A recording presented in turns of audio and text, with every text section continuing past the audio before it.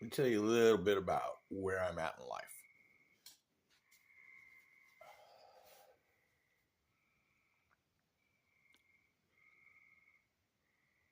If you've seen the shorts that I've uploaded today, just last week there was a pillar of fire. There is a biblical meaning behind a pillar of fire. Where I live, manna, it's just all over the ground. Not the literal manna in the biblical sense, but food is abundant.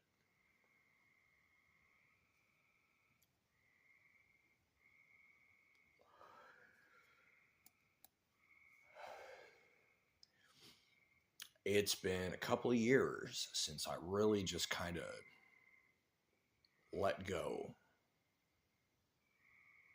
when it comes to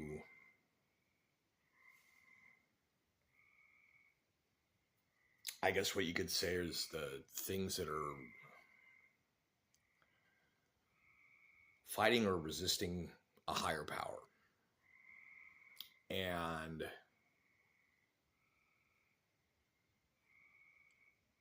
with everything that's going on in the world right now, I have been granted a life raft. So from my position, it's not the same as from everyone else's position. And my position is one where I am able to comfortably, relatively speaking, observe.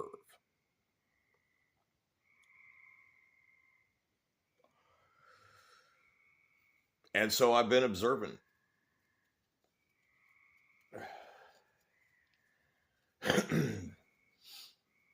I personally barely think of what's going on in Iran as a war. It's a major skirmish. There were some hellacious strikes. I don't think, are at war. Israel is almost certainly at war. They're considering it to be at war. And Iran is considering themselves to be at war to some degree. But when you say Iran, that's tricky because the theocratic dictatorship that had been running the show has a figurehead. Maybe. I haven't heard much about the guy in a while. He may be dead. And there is like a provincial government that is on our side.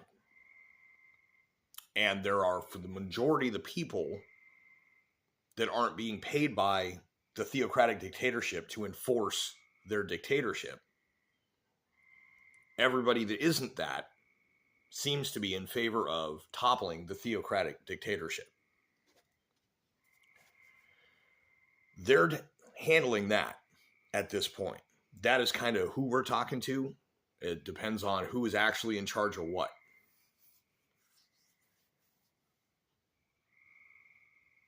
I've, in observing all of this, seen where a lot of people seem to think that Israel is pulling our strings, and that I don't think is the case. I just, speculation only, feel like, and I'll say feel specifically because I'm not trying to make a logical argument on it. I'm just saying from a lot of the stuff I've seen, but in a pseudoscientific manner. So I'll say I feel rather than I think. It is Saudi Arabia who's pulling Israel's strings. And possibly Saudi's pulling ours too. Economically, they're very heavily invested in our economy. I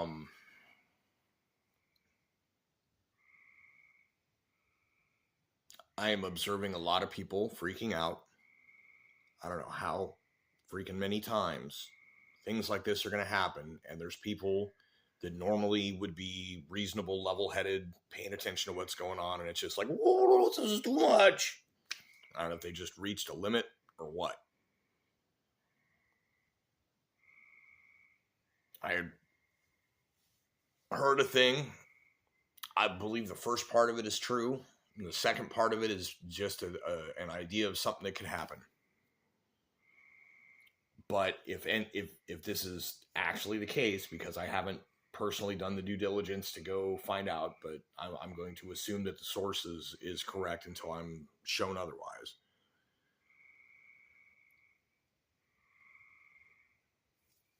That the countries that have subsidized our debt, which means they have, where we have national debt, we have borrowed from them, or they have bought debt that we owed.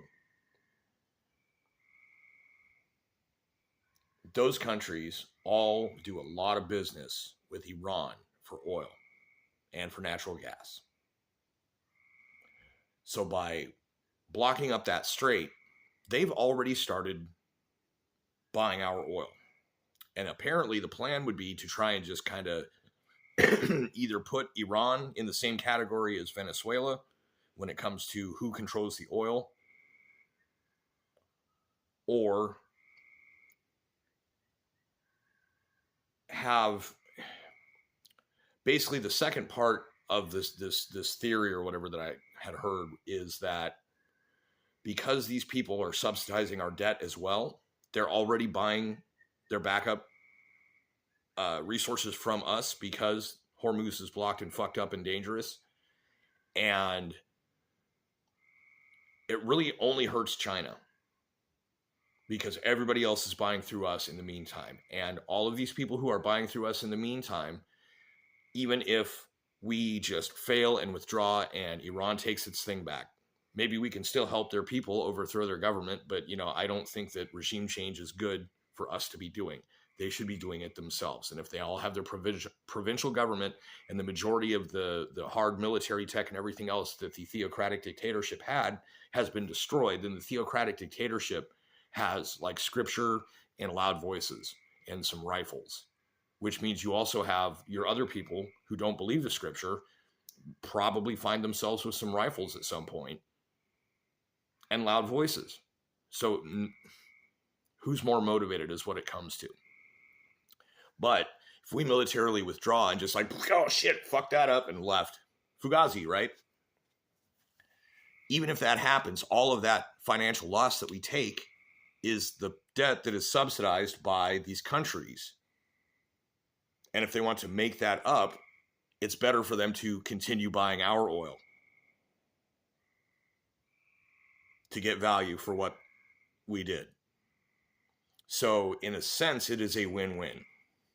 It is an extremely risky maneuver, what is being done. But if that is what is being done, and I have no idea of knowing for sure, but if that is what is being done, what it means is don't fucking panic. Chillax on the gas price problems and everything else.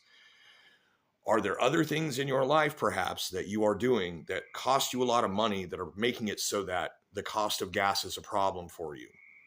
Are there costs elsewhere that you can cut? Why are you living so close to the edge of your means? I know that the economy's been all messy and stupid and everything, but there's been some time. I was at fucking zero in 2019. I had a $100 bill, had my house, had a truck. That's it. And I'm not going to tell you any personal details of where I stand right now, but I'm saying I have a life raft.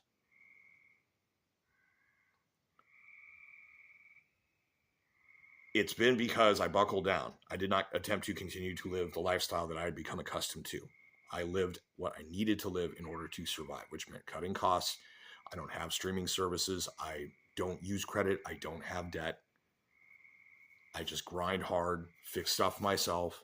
There's ways to do it.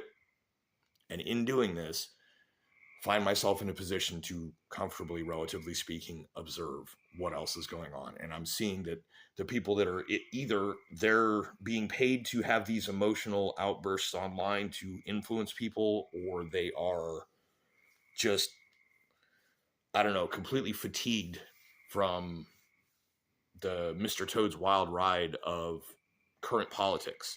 I don't know. But I'm not panicking.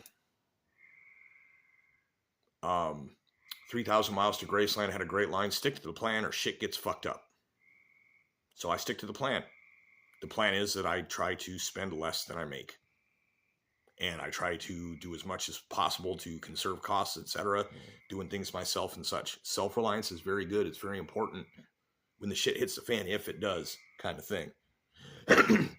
This puts me in a better position being self-reliant. So if you are fully commercialized and, as you could say, impotent to, the problems you may encounter if you need to be self-reliant all of a sudden, oh, fuck, I don't know how to do this. Fucking pay for it. Someone else does it. Okay, well,